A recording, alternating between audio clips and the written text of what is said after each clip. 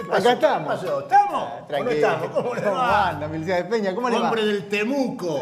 No, jamás. No, cuero acá. Vamos, dejen de... Cuero acá. ¿Cómo rapiñaron ahí, con el Temuco? ¿Qué va a hacer? Déjame una alegría, Milicia de Peña, ante tanto panorama. Pero perdieron los 2 partidos y se clasificaron, una cosa de loco. Una cosa de loco. Ustedes tienen un dios aparte, se podría decir. Veníamos mal, pero pasaron cosas, digamos, ¿no? A diferencia bueno. de... Han pasado cosas, muchas cosas. Han pasado muchas muchas cosas. cosas. En realidad no pasa nada, tranquilo, no pasa nada. No, pero mirá que tengo algunos datos jodidos. No pasa nada. Mirá, estás pero equivocado, estás ayer equivocado. el Banco Central vendió 800 millones de dólares Ajá. y sin embargo no pudo detener la subida del dólar que aumentó 30,70 centavos.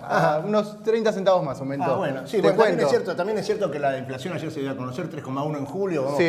por 20% ya, pero no pasa nada, tranquilo, no pasa nada. No, tenemos seguro, ningún mirá que, trabajo. pero No mirá pasa que nada. el presupuesto del 2018 que Sí. tenían en diciembre calculaba una inflación del 15%. Sí, Estamos bueno, acá- no, pero después dijimos del 19, más, no pasa nada, ya tranquilo, está todo bajo control, es tan solo un problema cambiario o, bueno, no, es una turbulencia. Basta, Bueno, es como una tormenta, ¿viste? perdimos 1.600 millones de dólares de reserva ayer, en Bueno, un es como día. una gran crisis que vamos a evitar, quédense tranquilos. Bueno. No pasa nada. Bueno. Mejor vamos a escucharlo a nuestro cantautor Sí, por criollo favor. que nos cuente qué es lo que tenemos en el programa de hoy. Adelante, Axel. Anda, Tabito, hoy en Estridente Sonó presentamos un informe sobre las cortinas de humo de la justicia para tapar la realidad. En nuestro informe urbano te seguimos contando la dura situación que atraviesa una cooperativa del barrio Padre Mujica. Hoy nos acompaña Pedro Brigger, periodista, sociólogo, director del portal de noticias Nodal. Y mientras seguimos buscando bóvedas, tesoros y hasta al doctor Bisman abajo de la cama, presentamos las estridencias de la semana. ¿Qué cosa? ¿Me un gato? Un gato. Buscando cosas de la ¿Qué cama? pasó? ¿Cómo un gato buscando ¿Qué es cosas? eso? No es Gardiner ese, no es otro gato. Bien, bueno, ¿qué le iba a decir? ¿Qué semanita, Semana tremenda, como todas, ¿no? Se viene precipitando. Una situación en la cual, lo hemos dicho, un gobierno que parece no encontrar el agujero al mate. ¿No? Una frase popular, no encuentra el agujero al mate. La situación económica es caótica, llega el Fondo Monetario, tiene que revisar el acuerdo que se hizo hace 60 días, prestaron 15.000 millones, se fugaron casi 17.000, Sí. Devaluación. Bueno, en el medio aparecen las fotocopias de unos cuadernos que denuncian un armado de corrupción, una red de corrupción Armado. que nació de la mano del kirchnerismo en el año 2004. Por supuesto, la obra pública. Algo imperdonable, una corrupción que no existía en Argentina. La patria contratista no existió hasta que llegó Néstor, la inventó, la dibujó y empezó a robar plata. No solo se robó un PBI, sino que se robó la plata de las comisiones y empobreció a todo. No había empobrecido al pueblo. Me preocupa que Franco Macri no haya podido participar de esos entramados tampoco, ¿no? Bueno, tenemos algunos problemas con todo este circo que se está armando, que tampoco hay que minimizarlo, digamos, es No, importante no, que se por conozca, supuesto. pero lo que hay que conocer más allá de las contradicciones, no sé qué va a hacer el juez con, por ejemplo, las declaraciones de alguno. Uberti dice Techint estuvo, Techint dice yo no estuve, los dos están libres porque los dos son testigos colaborativos, o sea, alguno de los dos miente, pero veremos qué es lo que sucede. Todo ese gran circo, mientras sucede ese gran circo, viene deteriorándose nuestro país, se viene entregando la soberanía nacional, se viene destrozando el salario. Ya avanzó Nicolás Dujovne diciendo vamos por las jubilaciones, ya lo dijo abiertamente. Lo dijo abiertamente. O sea, son muchos los jubilados, 5,5 millones de jubilados son muchos. Un recurso muy habitual usó Dujovne. La gente en la calle me pide que terminemos con las jubilaciones que instaló el kirchnerismo. Sí. La gente. Bueno, vamos a hablar de eso, nos vamos a detener durante el programa en el tema de Dujovne. Pero yo lo que les quiero contar es que mientras se habla de la patria contratista, esta semana, el día lunes, comenzó un nuevo juicio por crímenes de lesa humanidad, la causa ESMA 4, donde en esta oportunidad hay 10 milicos, 10 genocidas que están siendo juzgados por 800 crímenes de lesa humanidad que se cometieron en la ESMA. También comenzó el juicio oral por los crímenes cometidos en el centro clandestino de la Brigada de San Justo. Causas que avanzan contra los ejecutores, los asesinos, los genocidas, que estuvieron al servicio de una política económica. No nos vamos a cansar de decir y recordar lo que pasó en la Argentina desde aquel 24 de marzo del año 1976, cuando para instalar un plan económico de destrucción, de entrega de la soberanía, de empobrecimiento, de reconfiguración de la Argentina, de la República Argentina en el concierto internacional, muchos de los que formaron parte de aquella historia y que hoy están en el gobierno, o hijos de, pero que piensan lo mismo y que llevan adelante políticas muy similares, hoy nos quieren hacer creer que la patria contratista es un problema de la democracia y de los gobiernos populares. No, miren, la dictadura cívico-militar, genocida, eclesiástica, se instaló en la Argentina para llevar adelante el plan de enriquecimiento, entre otros, del Grupo Macri. Entre otros, el Grupo Macri, que comenzó la dictadura con 7 empresas y la terminó con 48. Que licuaron deuda, que tomaron deuda, la licuaron y se la tuvimos que pagar entre todos los argentinos. Entonces, que nos vengan a predicar la moral con la bragueta abierta es algo inadmisible, en buena hora que del primero al último de los corruptos vayan presos, sean empresarios, sean militares, sean políticos, de la fuerza política que sea. La plata del pueblo no se toca. Pero estos que para llevarse la plata a sus bolsillos y a sus guaridas fiscales asesinaron, torturaron, secuestraron a 30.000 personas en la Argentina, no nos vengan a dar lecciones de moral. Por favor, porque no se los vamos a aceptar.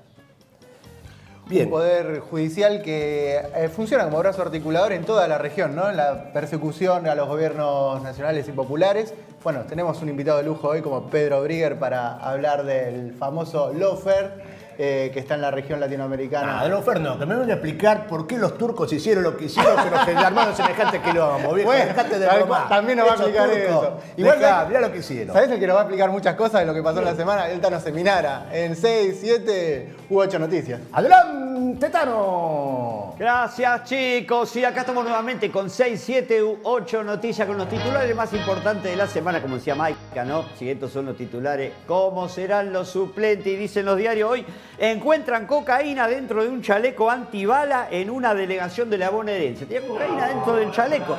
Bueno, Ritondo ya lo había dicho, ¿no? Al narcotráfico nosotros le vamos a poner el pecho, decía Ritondo. Qué bárbaro, impresionante. Y bueno, por algo, viste que en la escuela de policía se llaman aspirantes los muchachos, ¿viste? Cayó una banda que estafaba jubilados, ¿eh? Esto, ¿dónde fue? Dice que en la provincia de Buenos Aires cayó una banda que estafaba a jubilados. Pasa que el gobierno le va a hacer juicio a los tipos por competencia desleal. Incertidumbre económica. Dice, el gobierno espera un gesto del FMI para contener el dólar. Un gesto esperan del FMI. Algunos dicen que el gesto es pero no creo que pase por ahí, pero no importa. Estalló un nuevo conflicto en Racing. Racing le marcó la cancha y Centurión le contestó con los tapones de punta. Impresionante, Blanco, justo Blanco llama. Denunció que Centurión va borracho a los entrenamientos. Pero parece que Centurión salió a contestarle con todo. No sabemos qué le dijo porque dice no se le entendía la respuesta. Viste que Centurión dice que él no toma, si va a tomarlo, él toma toma en familia él. Dice, ¿cómo toma en familia? Sí, dice, licor 8 hermanos, Oporto el abuelo, tía María, terrible. Furor de venta de 100.000 millones. Un jugadorazo, Centurión, lo banco, Vamos, Centurión. Furor de venta de 100.000 billetes con el rostro de Marx en Alemania. Mirá, vendieron 100.000 billetes. Está acá el billete con la figura de Marx y el cero, porque es un billete simbólico y no se puede comprar nada con ese billete porque es simbólico. Mientras tanto, en Argentina apareció un billete nuevo de 50 pesos que tiene un águila. ¿Vieron que tiene un águila o un cóndor? No sé, un cóndor, claro. Que no es un billete simbólico, pero al igual que el de Alemania no sirve para comprar un chocolate, ¿viste? Más o menos. Histórico trasplante. Sí, a la contracara. Dice que histórico trasplante de rostro en los Estados Unidos. Esperó 3 años para la operación, dice el gran matutino de la mañana. 21 años tenía Katy. $125.000 le compraron la operación. Escúchame, pagar $125.000 para que te corten el rostro, dejate de joder. No tienen cara estos tipos. Es más, no le pudieron cobrar, porque parece ser, viste, que ahora estos tipos de operaciones de rostro te la van a cobrar antes, porque después no te reconocen para cobrártelo. Es más. Wanda Nara al tiki-taka, dice el Diario Popular, La contrató el canal Sport Mediaset, para que opine los domingos. Después del balance de los partidos, opina Wanda Nara. El director Alberto Brandi dijo, Wanda no tiene pelos en la lengua. No voy a agregar nada porque Cintia no me lo permite.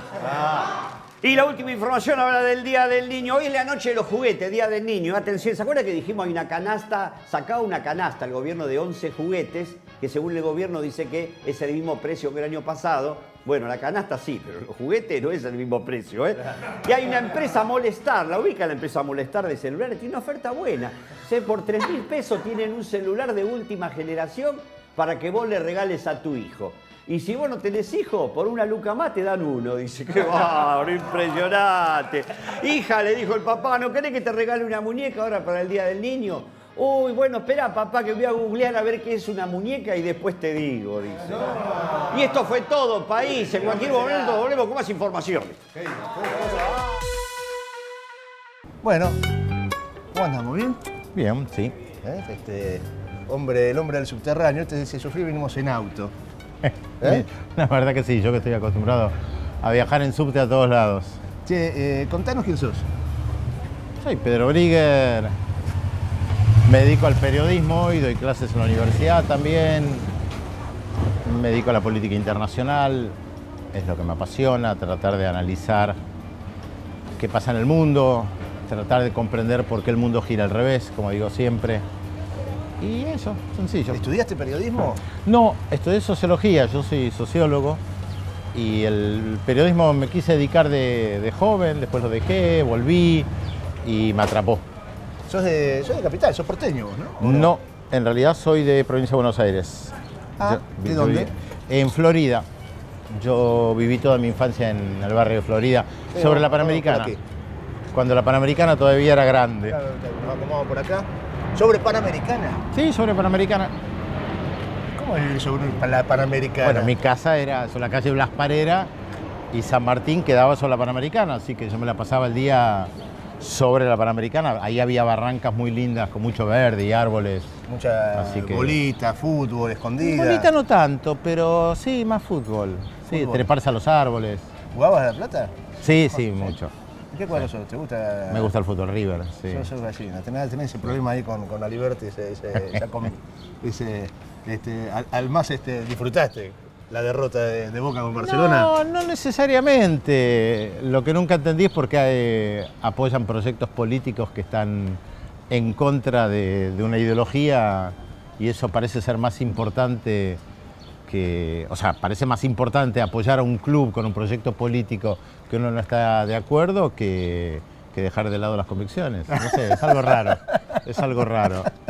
Te vas a estar contento acá en el equipo, hay varias gallinas. No, pero no pasa por eso. A mí me gusta el buen fútbol. Ahora, si mi equipo, si se puede decir así entre comillas, está comandado por gente nefasta, yo no voy a querer que gane, voy a querer que pierda.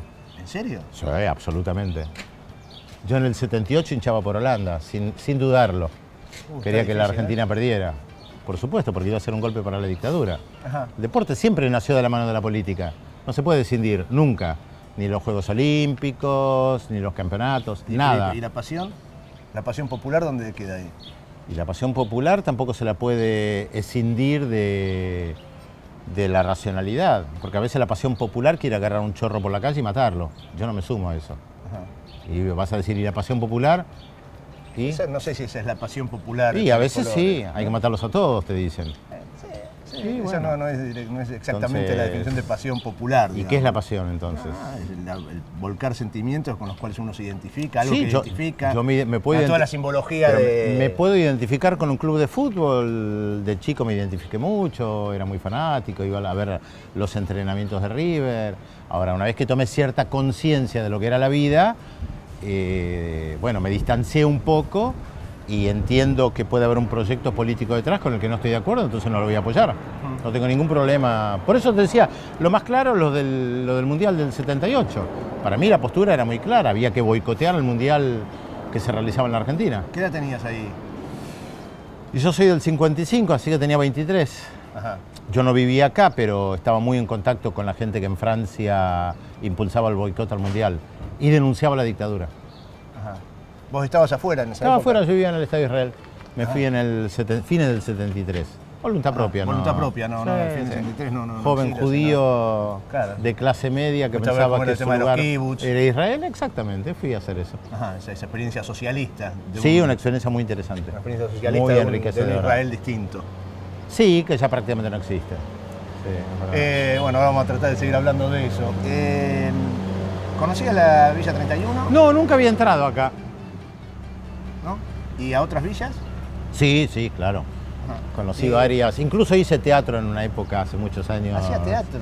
En una, sí, con un grupo de gente que estábamos en la villa que está ahí al lado de la cancha de Huracán. Ajá, la Este, 21-24. La 21-24. Sí, íbamos todos los sábados con los grupos de teatro, era una linda experiencia. ¿Dejaste el teatro? ¿Te absorbió el periodismo? No, era algo que hacía al margen de cualquier cosa con un grupo de amigos. Íbamos a, no sé si se puede decir ayudar o a tratar de poner un granito de arena con algo de alegría frente a la malaria. Una experiencia interesante. Pedro, ¿y qué es una villa para vos? ¿Qué pregunta? Y si te tengo que responder sociológicamente es largo. Y si no te diría donde vive gente pobre. Sí, gente de bajos recursos, que tiene serias dificultades para poder vivir con cierta comodidad y confort. Formalmente bienvenido al estudio. ¿Qué tal? ¿Cómo va, Pedro? Formalmente, Es formalmente. costumbre de Gusto. saludarse, ¿no? Cuando Sí, empieza nunca entiendo por qué se hace. No, pero viste, llegás a la radio, llegás a la televisión, todo, te saludás como si no. Ya hace 2 horas que estás juntos. Sí. Y bueno, pero es para la gente que está mirando. Claro, Uno existe cuando se prende la luz, claro. forma parte del show. ¿Cómo me dejaste con lo de Argentina a Holanda, Pedro? Me sorprendiste con esa. ¿Por qué? Porque me parece que es una discusión eterna esa de cómo juega el sentir popular en la identificación y en las alegrías, ¿no? Digamos, un motivo de si el deporte es el opio de los pueblos. ¿Qué es el sentir popular? ¿Quién determina qué es el sentir popular? Los pueblos. ¿Y quién tiene la representación de los pueblos como para decir No, las expresiones cuál es el masivas. sentir popular? No, ¿quién tiene la Y las representación? expresiones masivas pueden apoyar al fascismo y no por eso Claro. yo voy a apoyar al fascismo. No, está bien, está bien. Es una... No es un problema para mí. ¿Eh? Ni me pongo una postura paternalista de pensar cuál es el sentir popular Sí. o que yo represento el sentir popular o que alguien dice que tiene la representación del sentir popular. Sí. No, porque no es quién tiene la representación, sino cómo sentís, digamos. El tema, para mí, el fútbol es un caso aparte, ¿no? Yo creo que es una... Es una cuestión educada. Nosotros somos fanáticos Sí, del seguro. fútbol acá Seguro. y en Pakistán son fanáticos del cricket y el fútbol no les mueve un pelo. Claro. Entonces Pero eso el sentir significa... ¿y no es el mismo el sentir en Pakistán? No sé si es el mismo, pero eso significa que todo pasa por un proceso educativo. A vos te educan de una determinada manera y te llevan hacia un sentimiento de pasión por un equipo de fútbol, por una camiseta, por la camiseta de un país. Así te llevan a guerras también. ¿La pasión se lleva a la pasión? ¿Se lleva a la pasión? ¿Se conduce a la pasión? ¿O eso Sí, claro. es los procesos Sí, identitarios? Se la conduce, se la manipula. Mira, pienso, por ejemplo, lo que fue la Primera Guerra Mundial, cuando muchos socialistas decían que no se podía estar en ninguno de los dos bandos porque era una guerra imperialista, para tomar un ejemplo. Pero sin embargo había pueblos apasionados yendo a la guerra sin entender por qué y muriendo millones de personas al servicio de quienes hacían negocios y se repartían el mundo. Y en nombre de una bandera salían a morir, porque sabían que iban a morir, salían de la trinchera, iban a morir gritando viva Francia o viva cualquier otro país. Claro que hay una manipulación del sentir popular. De los dirigentes políticos o los cuadros políticos, y que se toca con esto que vos estás diciendo, la tarea, la responsabilidad que tienen es de mirar el medio vaso vacío, no el medio vaso lleno. Está bien, pero la tarea de un político es de liderar, llevar adelante un proyecto. No es mi caso, yo ocupo otro lugar, desde el periodismo, de las clases que doy en la universidad, donde trato de demostrar tal vez lo que hacen otros. Interviniendo, por supuesto, porque al dar yo una información y no dar otra, estoy interviniendo. No existe la objetividad en las ciencias sociales, tampoco existe la objetividad en el periodismo. A ver, tomemos un ejemplo concreto. ¿Por qué diarios históricos tradicionales como La Prensa o La Nación ponían la gente de la clase alta que moría? Y eso era noticia. Murió la esposa del ex embajador en Suecia, que pertenece a una familia muy tradicional para el diario La Prensa o La Nación, eso era una noticia. Ahora, si moría una mujer en el barrio acá por malas condiciones de vida o por una enfermedad, no era noticia. ¿Quién determina que esto es noticia y no es lo otro? Depende de donde vos te pares. Obviamente, para La Nación, la gente que vive acá no existe prácticamente. Existe solamente la gente de una determinada clase social. Esto fue siempre así. Los periódicos, los medios de comunicación nacieron en la historia de nuestros países acompañando el poder político, el poder judicial, el poder económico, y se construyeron entrelazados entre ellos. La nación representaba los intereses de quienes gobernaban. Por eso se opusieron al 17 de octubre. Por eso el poder judicial tiene el lugar que tiene, por eso los poderes económicos tienen el lugar que tienen, por eso no le dieron el voto a la mujer. Las mujeres tuvieron que luchar décadas para arrancarle el voto a los hombres, a aquellos que gobernaban, acá y en prácticamente todo el mundo. Sí. ¿Y por qué no le dieron el voto a la mujer? ¿Por qué no le dieron el voto a diferentes clases sociales? En una época no lo tenían los analfabetos, bueno, todas las historias que nosotros conocemos, porque representan una clase social y defienden sus intereses. Pero ¿entendés que en la región, un poco hablando de esto de los medios y la articulación del Poder Judicial, a nivel regional y este nuevo concepto del lawfare, de persecución a dirigentes políticos más ligados a lo popular, ¿entendés que los medios están jugando un papel fuerte? ¿Esos medios están articulados regionalmente o son medios que actúan localmente, indiscriminadamente e indistintamente a lo que acontece en la región? A ver, yo no sé si se puede dar una respuesta lineal. Que los poderes mediáticos estuvieron vinculados a la política, eso lo sabemos desde siempre. El diario El Mercurio en 1973 fue fundamental para crear las condiciones ante la opinión pública de que Allende no servía, de que no podía gobernar y generar un consenso para derrocarlo. Acá se generó el consenso en 1976 como para llevar adelante un golpe de Estado y que fuera aceptado por la mayoría de la población, de la misma manera que se generó un consenso a través de los medios de comunicación de que las empresas de teléfono en manos del Estado no servían y había que privatizarlas. Por lo tanto, los medios de comunicación juegan un rol dentro de este entramado. Los poderes judiciales también, lo que pasa es que creo que hay una diferencia respecto de años anteriores, y es que estamos en una etapa donde no es tan fácil llevar adelante un golpe de Estado como los que se llevaron adelante en el siglo XX.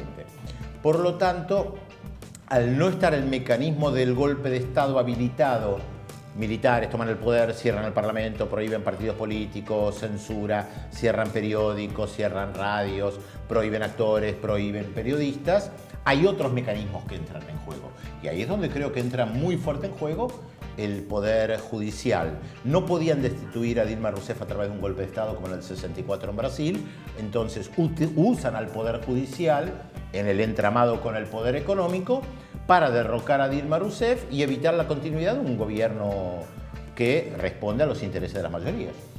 Perdón, no es casual que Lula insista una y otra vez que yo busqué que la gente comiera 3 veces. Ahora, claro, los que leen el diario La Nación, por lo general los que lo leían, en su inmensa mayoría históricamente, comían 3 veces. Entonces no era su preocupación. Yo siempre doy el ejemplo respecto de Venezuela, ya que estamos en una villa. Caracas, para quienes no conocen Caracas, Caracas está construida sobre cerros. En los cerros, en gran parte de Caracas, hay villas miserias que tienen más de 50 años. O sea, mucho antes de que Chávez incluso hubiera nacido.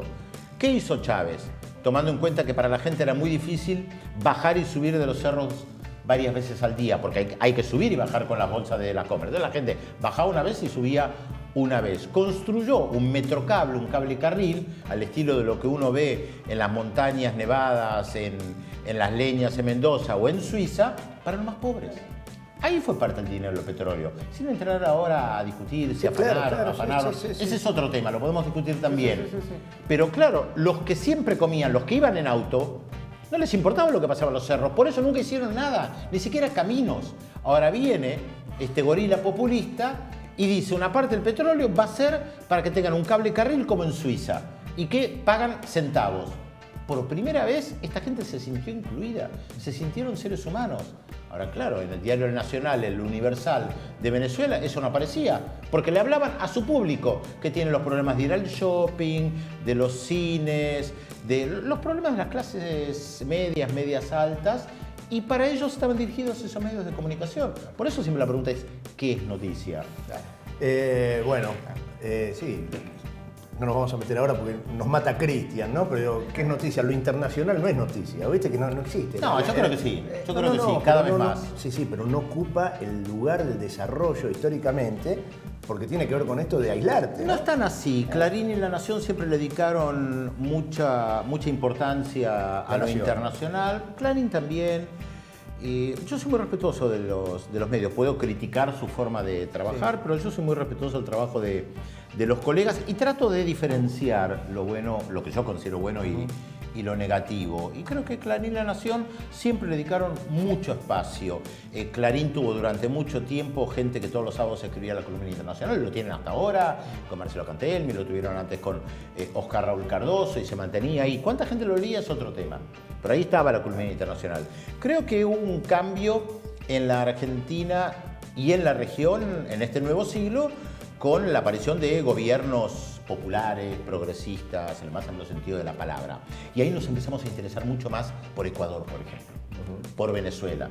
Y los ecuatorianos empezaron a preocuparse mucho más por Bolivia, que no entraba en su horizonte. Y creo que no fue casual que la televisión pública en la Argentina me llamara, por ejemplo, para tener una columna de política internacional todas las noches en el noticiero. Eso fue novedoso. Siempre le agradezco a Ana Descalon, que me convocó en su momento, a quien yo no conocía personalmente. Me dijo, Pedro, vengo de la BBC, yo quiero las noticias internacionales todas las noches. Le dije, bárbaro, lo que yo siempre soñé. Tener una columna internacional, que al fin y al cabo es lo que yo hago y que considero, y coincido con lo que vos decís, que es muy importante, porque si no, no entendés, por ejemplo, la diferencia con lo que pasa con Turquía. Bueno, paremos. No me tires con nada. ¿Trajeron para hablar? No. Ya me están callando. No, escuchame, es que vos tenés algo que te marca, digamos. En la radio decís que no. En la radio decís que sos como un potus. Me potusean, a ver, le explica lo que no está mirando. Los viejos programas de televisión de cable tenían una mesa y un potus. ¿Para qué estaba el potus? Decoración. ¿Qué pasa conmigo muchas veces? Me tienen los programas como decoración, no hablo. Estoy una hora ahí sentado al lado del conductor. Entonces, ¿qué soy? Un potus. ¿Qué pasa? Que es una de ahí he creado el verbo que me potusean. Me potusean, estoy potuseado. Es muy gracioso porque con Silvestre le decís, el gargato Silvestre está todo estoy potuseado. Estoy potuseado. Una hora sin hablar. Y con Aliberti, con Eduardo, la mitad del tiempo te la pasas peleando. Pero ahí no me potusea. Por eso la pelean. Pero te cosifica. Ahí te cosifica porque te pide regalos. Bueno, escúchame, Pedro, la idea es que elijas una figurita acá con imágenes de patriotas de la emancipación latinoamericana, de la lucha por la emancipación, y que engalanes nuestro termo. Y Fabio. Sí, Leonardo Fabio. Mostrale Se lo muestra a la cámara, sí. Julia, ¿por qué Fabio? Me gustaba su voz de chiquito y me gustaba imitarlo. ¿Tengo que firmar? Sí. Mi nombre completo. Bueno, me gustaba imitarlo y después, bueno, algunas de las canciones eran espectaculares y después lo pude apreciar también como director de cine. Pero para mí está más... ¿Dónde lo pongo? Donde vos quieras. Para mí está muy grabado en mi infancia como cantor. Ella ya me olvidó. Ese tipo de canciones.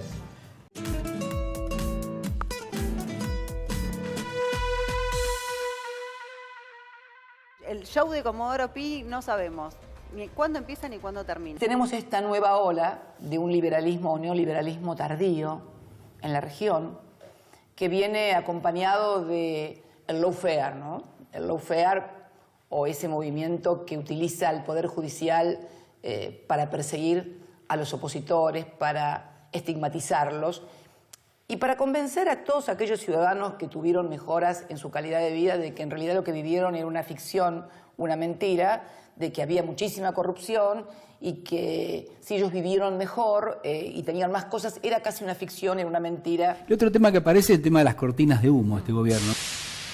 ¡Cambiemos! ¡Cambiemos! ¡Cambiemos! En el Instituto Nacional de Tecnología Industrial ya han echado a 254 trabajadores. El presidente Mauricio Macri nombró por decreto y sin acuerdo del Senado a 2 jueces de la Corte Suprema. En estas condiciones creo que la idea es borrar todos los iconos y Conectar Igualdad era un icono grande digamos, de los programas de inclusión que había. Milagro Sala se complica en las últimas horas la situación procesal de la dirigente porque por ahora no va a recobrar su libertad. Milagro Sala es una patotera mafiosa y dictadura y hay que decirlo con todas las letras. Excelente. Todo está saliendo muy bien. Urgido de endeudarse todavía más, el gobierno de Mauricio Macri ha presentado propuesta de pago formal a ese 7,6% de los fondos buitres. Con la excusa de falta de fondos, el gobierno de Cambiemos, que encabeza Mauricio Macri, pone en jaque el exitoso plan de desarrollo industrial de satélites de la República Argentina. Porque hoy ocurrió algo inédito. El gobierno emitió un bono a 100 años en dólares. Ayer, Macri inauguró una obra que construye su empresa. Cuando menos la empresa de su primo. Mauricio Macri esclarece uma suposta ligação a um paraíso fiscal revelada pelo vazamento dos chamados Panama Papers. Así llegaba Vudú detenido. Esposado junto con José María Núñez Carmona, junto con Van der Brelle, acusados por asociación ilícita y lavado de activos. Ahora ocurre una cosa totalmente distinta. Este gobierno no está apretando jueces para meter preso a nadie. ¿Que vos ¿sí? ¿No te defiendo más? Y bueno, ¿qué va a hacer? ¿Por qué estás acá, Fabián? Porque no quiero la reforma laboral, porque no quiero la reforma jubilatoria. El anuncio clarito es: volvemos al Fondo Monetario Internacional. Están hablando, ya hablaron con Lagarde, que es la titular del Fondo Monetario, la señora que parece Sergio Denis, ¿viste? Sí. Metió el tarifazo y rompió todo, presidente. ¿Cómo lo quiere entender? Los aportantes que eran beneficiarios de planes sociales, ¿fue un error de la campaña? No voy a opinar hasta que la justicia no termine el tema. Presidente, le agradezco mucho este contacto. El dólar FMI situado en 30,72. La tragedia que ha ocurrido en la escuela 49 de Moreno por una explosión provocada por un escape de gas. 2 personas murieron, la directora y un auxiliar de esa escuela. Riesgo país hoy 745 puntos, el más alto en los últimos 3 años y medio.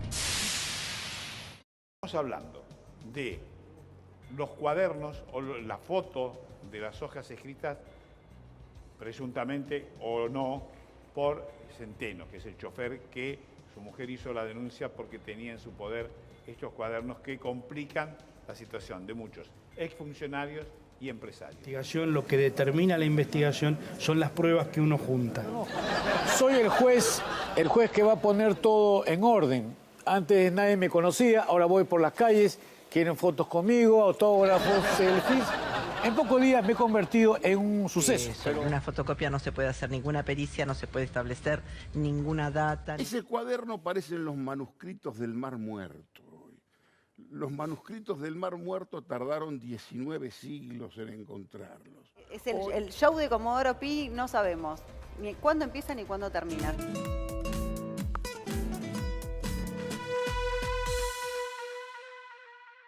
Y el show de Comodoro Pi tiene un nombre de un juez que es ineludible en todo lo que está ocurriendo y en esta, podemos decir, persecución hacia la expresidenta Cristina Fernández de Kirchner, como es el juez Claudio Bonadío. Cuando uno habla de la justicia, habla de un ente que está por encima de todo, impartiendo equilibradamente justicia. Bueno, Claudio Bonadío es una persona de carne y hueso, es una persona que tiene una trayectoria como juez, pero también tiene una trayectoria política que lo antecede. Él ingresa a principios del 90, durante la presidencia de Carlos Menem, como asesor de Carlos Corach en el Ministerio del Interior y tiene algunos antecedentes irregulares también en manejos confusos, como es, por ejemplo, tener cajoneado durante muchos años la investigación de la AMIA, que estaba investigando a Carlos Corach, por ejemplo, la persona para la que él trabajaba a principios de los 90, y el juez Galeano. A ver, por citar una, también en el PAMI a Víctor Alderete lo fueron investigando porque era muy irregular lo que ocurrió en el PAMI y el tipo, bueno, Claudio Bonadío lo desvinculaba de todas las causas. Esa es la persona que hoy está impartiendo justicia y es la cara para un sector de la sociedad de la justicia en la sociedad argentina? Lo del Poder Judicial. Ayer se conoció la destitución del juez Luis Arias, el juez Platencio Luis Arias, uno de los primeros jueces que le puso un límite al tema de los tarifazos. Claro. ¿no? Me gusta, una de las causales por la destitución de Arias fue abuso de autoridad. Abuso de autoridad. Digo, ¿y todo lo demás qué pasa, muchachos? Con el Poder Judicial.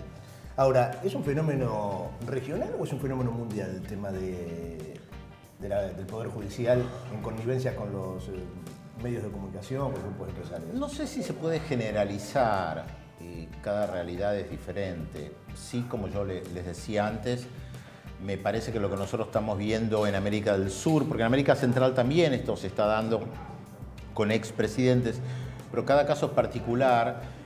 Me parece que responde a esto que yo les decía antes, la dificultad para las derechas latinoamericanas, y digo derechas en el más amplio sentido de la palabra, tampoco son algo uniforme, de derrocar gobiernos populares por las vías que antes tenían. Entonces lo intentaron en diferentes lugares y fracasaron. Por ejemplo, en Venezuela lo intentaron a través de un golpe de Estado en el 2002, todavía uno podría decir resabios del siglo XX. Lo consiguieron en Honduras con Manuel Zelaya en una combinación entre el poder político, el Congreso y también el poder judicial. Lo lograron con Fernando Lugo a través de un golpe de Estado parlamentario, lo lograron con Dilma Rousseff, o sea, hay como una articulación y creo que una de las razones es que no pueden apelar a los militares como antes. Entonces tienen que demonizar un gobierno. Esto no es nuevo, los medios de comunicación, tomando en cuenta nuestra propia historia argentina, demonizaron a más no poder al peronismo o a Ilia, hasta que la solución era fácil, lo derrocaron. Sí, pero la actitud del Poder Judicial, por ejemplo, luego del golpe del 55, también la persecución era muy similar. Y peor en algunos casos, hubo fusilamientos, hubo proscripción. Por supuesto. Pero sí la persecución diciendo se robaron todo. Muchísimos funcionarios de aquel gobierno peronista fueron encarcelados. Los famosos lingotes de Perón, los bancos de Suiza, o sea, ese tipo de cosas. No, a ver, acá hay una cuestión de clase muy clara. Cuando vos tocas intereses de las clases dominantes que construyeron nuestros países, ¿vos pensás verdaderamente que te lo van a permitir?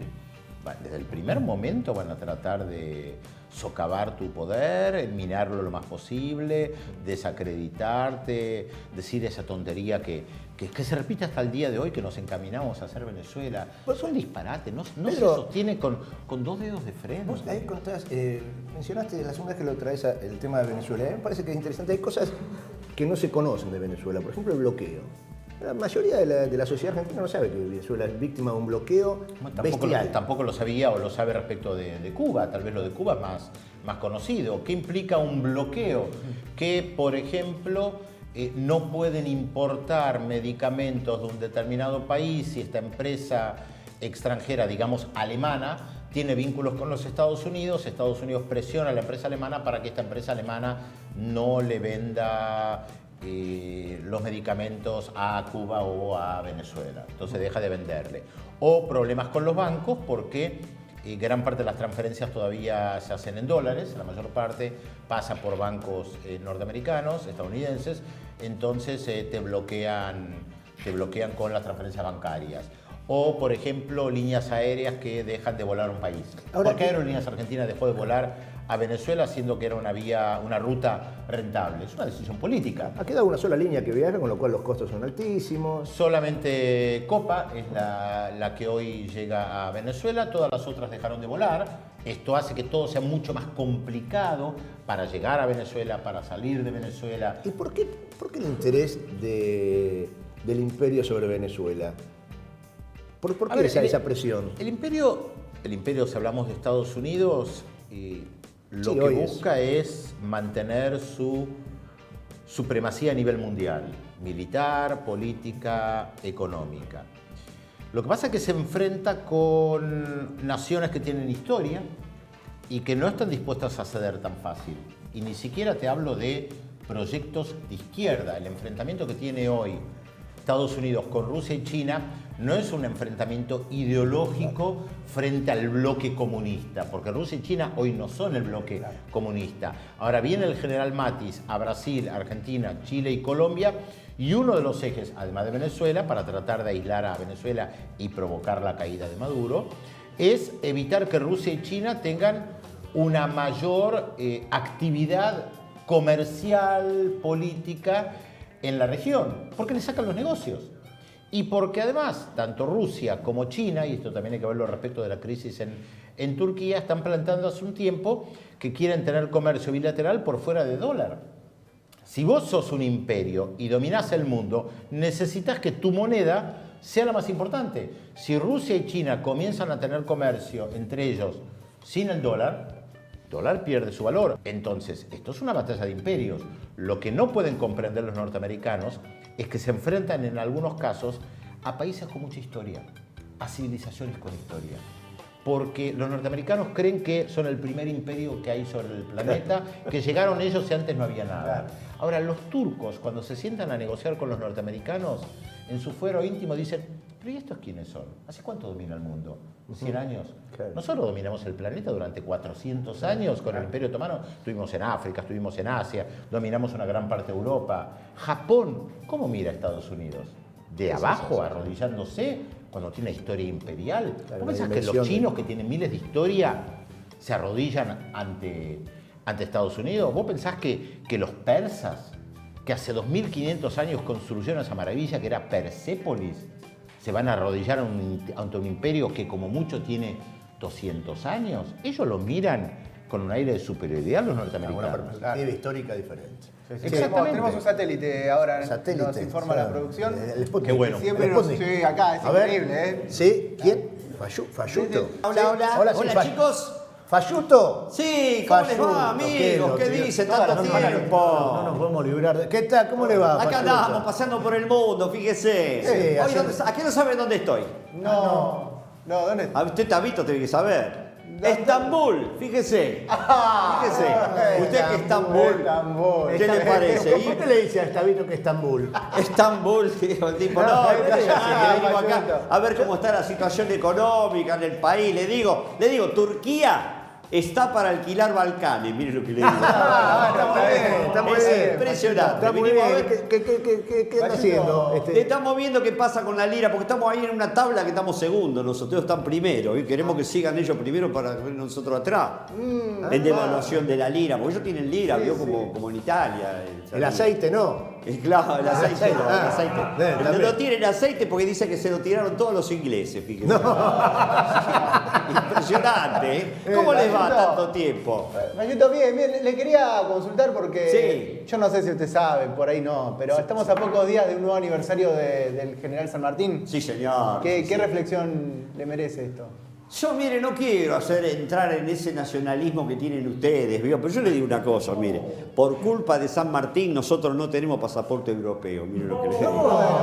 Semejante barbaridad. Igual yo sigo un poco los pasos de él, y ahora me voy unos días a Chile, me voy unos días a Perú, ¿vio? Sí, es más, ¿se acuerdan que estuvimos en Francia hace 2 semanas atrás? Seguimos los pasos. Yo insisto con la propuesta, no sé por qué uno viaja con una low cost, usted, capaz que tenemos suerte. Sí, claro, sí. Bueno, escúcheme, lo tenemos acá, nos está visitando un periodista, sociólogo, analista internacional, Pedro Brigger. Espere que te cuento un cachito, Pedro. Estamos charlando con Luis Falluto, que es el primo hermano del Falluto que está acá en el Banco Central. El tipo es el funcionario que se encarga de todo el crecimiento invisible. Entonces va buscando todas esas cosas, ¿no? Nada, ¿qué va a hacer? Bueno, aprovechando que está Pedro Brigger acá, ¿usted sabe algo de política internacional? Yo dudo que sepa algo. Es lo mío, me está... qué bueno. El mundo para mí es un poroto. Atájese. Colega. Sí, pero ¿cómo? A ver, ¿qué opina del muro de Trump? El muro de Trump, bueno, le digo, el muro La verdad, para mí, perdón que se lo diga, para mí es un gasto inútil. ¿Usted sabe los millones de que sale el muro? Bien. ¿Usted sabe con toda esa plata que se gastan en el muro, la cantidad de armas que se podrían fabricar? Claro, mijo, es impresionante. Lo que sí le da laburo a los grafiteros, ¿vio? Que no, los grafiteros que tienen paredes ahí van a tener laburo. Yo por la duda no voy a grafitar ahí. ¿vio? No va porque, pero escúcheme bien, sea, usted no se haga el rebelde que yo recuerdo cuando usted era adolescente y cantaba esas canciones tipo hagamos una muralla desde el monte hasta la playa. Así que ahora no me venga con otra cosa. Estaba abrevaba ahí usted con Ana Belén, ¿no? Claro, con los Quilapayún. Los Quilapayún. Escúcheme, Fayuto, ¿y de Donald Trump qué opina? Donald Trump es un tipo, para mi gusto, muy peronista el tipo. Muy peronista. Eso de proteger ese proteccionismo. Eso gastan en muchas empresas del Estado. Claro, no sé, a ver. Está lleno de unidades básicas. ¿Vieron las unidades básicas? No, ¿dónde? Claro, ellos le llaman McDonald's. Claro, sí. está bien. Te dan una cajita feliz que por la patria justa, libre y soberana. Dice. Otro lo llaman iglesia. Bien, digo, un poquito más de política exterior. Sí, vamos a hay una crisis económica internacional, ¿no? O sea, bueno, y muchos dicen que tiene que ver con la guerra comercial entre China y Estados Unidos. ¿Esto es así? Sí, es así. Es una guerra a muerte entre China y Estados Unidos. La guerra del yuan le llaman. Está tremendo. Cuídense en Estados Unidos con los chinos. Es más, ya parece que los chinos mandaron una orden que todos los supermercados chinos en Estados Unidos, ¿sabe lo que van a hacer para vengarse? ¿Qué? Van a dar los vueltos en caramelos. No. Se la digo que no la quiero ver, ¿eh? Sí, Escúcheme, Fayuto. Sí. Macri dice que Maduro es un déspota, que oprime a su pueblo y que se queda con su riqueza. ¿Qué opina usted? ¿Comparte? No, la verdad que no coincido. Para mí no es así. Porque si fuera así, nosotros la apoyaríamos, ¿se da cuenta? Claro. Está bien, se entiende. Claro. Bueno, ¿y el tema de los inmigrantes? ¿Te van a tratar el tema de los inmigrantes con todo el problema que hay en el mundo? Vamos a tratar. ¿Qué van a tratar? Vamos a tratar de que no entre, digo. Ay, Pedro, perdón. Es una agresión permanente. Tómesela, Fayuto. Bueno, volveré y seré Viñones, mire lo que le digo. Hasta la vista. Desde hace muchos años en la Villa 31, los distintos sectores cuentan con cooperativas conformadas por los propios vecinos que se encargan de la limpieza del barrio. Sin embargo, los trabajadores de la cooperativa Unidad y Trabajo del sector Güemes están preocupados porque se encuentran hace 3 meses sin cobrar sus sueldos. Tenemos chicos, familia, alquiler que pagar, tenemos hambre que queremos comer, son 3 meses. Un mes se puede decir, bueno, negligencia del gobierno porque han excedido en los plazos. Pero 3 meses. No puede ser que nos tengan así y que no nos brinden una solución. De nuestras casas nos van a echar porque no pagamos el alquiler. Y la comida para los chicos, el papel, los pañales, ¿de dónde sacamos? No tenemos otra alternativa, así que adelante nomás. Porque no tenemos otro laburo para decir, bueno, está todo bien. Pero bueno, la única cooperativa que sigue adelante es encima hacemos hora extra y nadie los reconoce.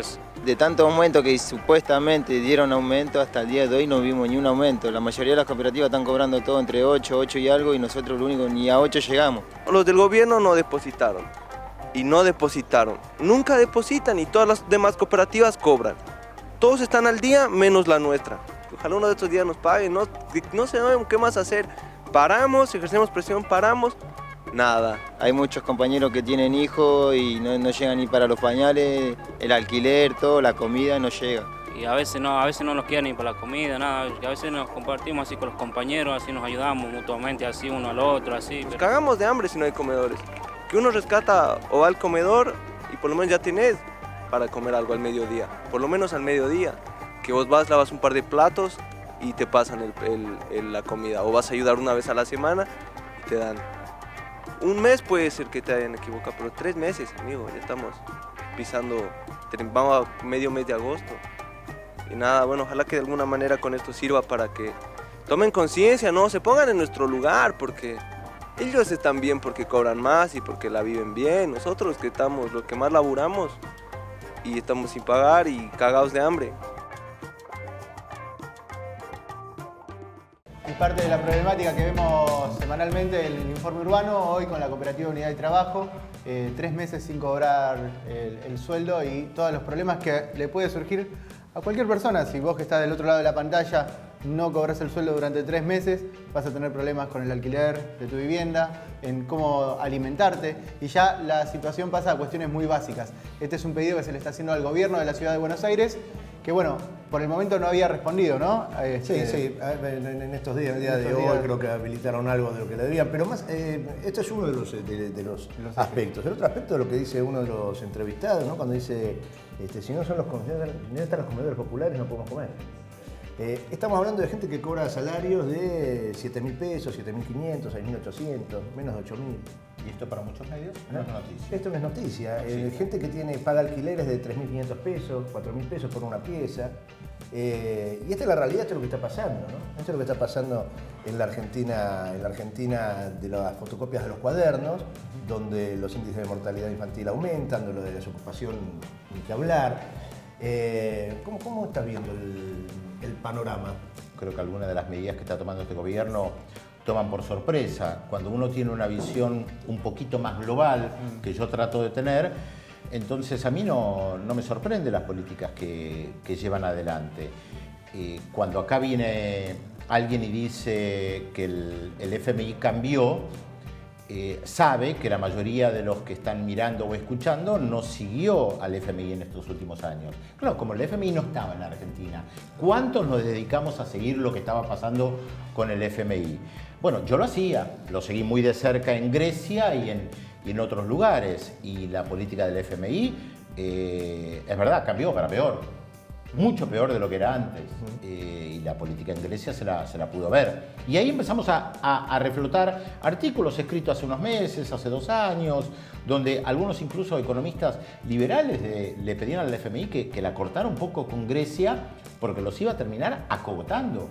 Yo estuve hace unos años en Grecia en una Navidad, cuando estaban acogotados por el FMI, Navidad, y me llamó la atención en Atenas la poca gente que estaba entrando en los negocios a comprar, la cantidad de carteles en los negocios donde decía se alquila, porque justamente no había nadie que pudiera alquilar los negocios porque no había actividad económica. Pero fue una cosa que me llamó la atención, porque lo vi por todos lados. Le pregunté a alguien, ¿qué es eso? Se alquila. Bueno, eso es recesión económica, mucha gente durmiendo en las calles, estamos hablando de Grecia, sí. Parte de la Unión Europea, mucho turismo, historia. Y claro, yo seguía permanentemente en contacto con lo que pasaba en otras realidades, y las políticas neoliberales de ajuste. A ver, el famoso consenso de Washington de los 90, lo pones acá y son prácticamente las mismas palabras. Déficit fiscal, reducir el gasto público, demonizar a los sindicatos, demonizar todo lo que tiene que ver con el Estado, achicar el Estado. Lean otra vez el decálogo del consenso de Washington de hace 20 años, 25 años, y van a ver que más o menos lo mismo, con algún ligero retoque. Sudamérica es un continente en disputa. Ante el panorama negro, sombrío que se abatía, esto antes de la candidatura de Lula, hace unos meses atrás, y me quedó picando eso. ¿El panorama es así de sombrío o el continente está en disputa? Yo creo que las derechas, otra vez en amplio sentido de la palabra, y no lo uso como una connotación negativa, digo, las derechas latinoamericanas, después de la destitución de Dilma Rousseff y el triunfo de Mauricio Macri en la Argentina, o al revés, el triunfo de Macri y la destitución de Dilma Rousseff, empezaron a instalar de que todo vuelve a la normalidad. Las derechas vuelven a gobernar como siempre fue. Entonces está otra vez el discurso de las medidas económicas que hay que tomar. Ese discurso que dicen los liberales de lo que hay que hacer según ellos, lo que hay que hacer, entonces prima. Y yo creo que nos tratan de convencer de que ya la ola popular, progresista, nacional y popular, de izquierda, centroizquierda, no importa cómo la definamos, porque no hay una definición exacta, también una corriente muy heterogénea, ya pasó. Claro. Y yo creo que en este siglo XX vemos un continente en disputa. Creo que América Latina todavía está en disputa. No lo pueden saldar como en el siglo pasado con golpe de Estado. Claro. Ahí había una ruptura tajante. Destituyen a Perón, se va al exilio 18 años. Cristina Fernández pierde las elecciones y el día que se va hay una movilización popular gigantesca. Eso fue inédito. Esto no lo pueden resolver fácil. Por eso la necesidad de la utilización del Poder Judicial. Bueno, y de aquella vez que charlamos a hoy vemos, ¿no? López Obrador que gana en México. Sí, exactamente. Digamos, hay un movimiento interesante. Y es por esa disputa que se está dando que nosotros tenemos un pequeño informe donde recordamos lo que el cambio se llevó.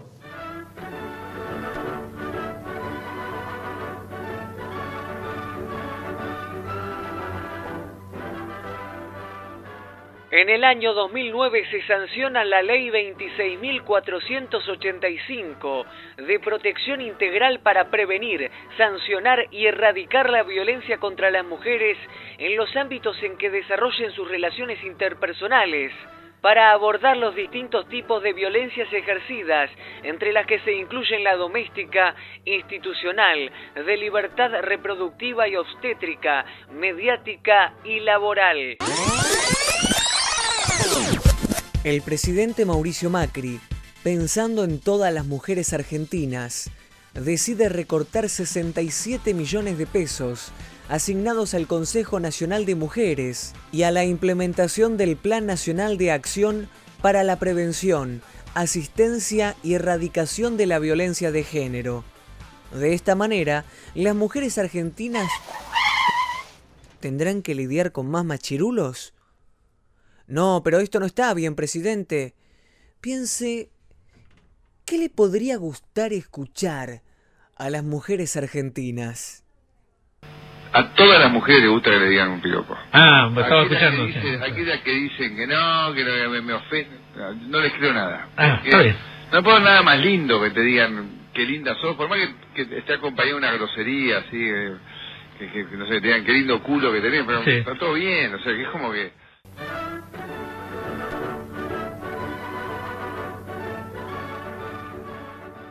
Che, déjame que le mande un saludo muy especial a Manuel. Manuel, que es un artesano ahí del Parque Centenario. El otro día estábamos caminando, ahí lo veo, qué grande. Qué lindo. Así que un saludo grande. Gracias, Manuel. Bueno, tenemos, ¿pasaste bien? Sí, por supuesto. ¿Sí? ¿Qué te iba a decir que no? ¿Por qué no? En cámara, ¿viste? ¿Por qué no? Estaba bueno, un poco lavado. Sí, un poco lavado. Lavado al final. Estaba caliente el agua, Estaba caliente el agua. Fuera de eso, todo bien. Bueno, hazle la pregunta. A todos los invitados se la hacemos. Es un hombre que viene con tenés mucho que hacer la amor. pregunta. Tipo con mucho amor. ¿No? A ver, parte del programa lo armamos. Un amor en cada puerto. Vamos a tirar esa pregunta. Después vemos cómo responde, pero por lo menos preguntamos. Seguro te acordás. Queremos que nos cuentes con una verba encendida. ¿Cómo fue, cuándo fue y cómo fue tu primera vez? ¿De qué? Primera vez. Mi primera vez en televisión fue cuando... O sea, la primera vez fue en televisión. Tenía, creo que 10 años. La idea es que nos cuentes cuál fue la primera vez que te conmoviste con la cuestión social. La primera vez que hay un hecho que te conmovió y que dijiste, bueno, yo tengo que estudiar sociología o periodismo, tengo que ocupar de lo otro. No tengo un recuerdo exacto, pero yo vengo de una familia que se tuvo que ir de Alemania por el nazismo. Mis padres eran alemanes. Y desde muy chiquito mamé lo que es el fascismo y lo que es el nazismo, los campos de concentración, la injusticia social, como ellos me lo podían transmitir. Y creo que eso mamado de chiquito me hizo sentir que siempre tengo que estar del lado del más débil, siempre. Que en este caso no es Clarín. No exactamente. Pedrito, gracias. Nos dimos un gustazo estar aquí. Y en televisión no te lo pude contar. En Canal 7, en Feliz, ¿cómo se llamaba? ¿Domingo para la Juventud? No, Brizuela Méndez, estaba y Colomba. Yo participé en un concurso que yo creo que tenía 10 años. Acá somos todos. Ahí me agarraron, ahí yo.